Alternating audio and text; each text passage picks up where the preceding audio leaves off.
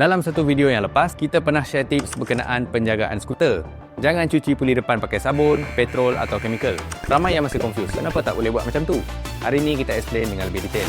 Puli depan skuter Honda ada bush yang diperbuat daripada besi jenis sintered metal, iaitu serbuk besi yang dimampatkan. Bush ni jenis self-lubricating. Minyak tersembunyi dalam liang-liang halus besi dan terkeluar sendiri bila puli berpusing. Inilah yang buat puli berpusing lancar tanpa perlu tambah minyak. Bila korang cuci pakai sabun, petrol atau chemical, bukan saja minyak di permukaan bush tu akan hilang.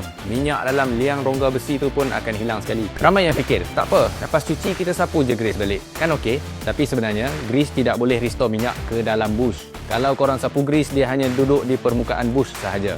Sekejap dia akan kering. Minyak ni hanya boleh dimasukkan ke dalam rongga besi itu semasa pembuatannya melalui proses yang rumit. Bila bush kering, puli cepat haus dan karat, bunyi pelik keluar dan prestasi CVT terjejas. Jadi, secara ringkas, jangan sabun, jangan guna petrol, jangan guna chemical. Cukup hanya tembak angin dan lap sahaja. Puli tahan lama, CVT lancar, ride lebih smooth.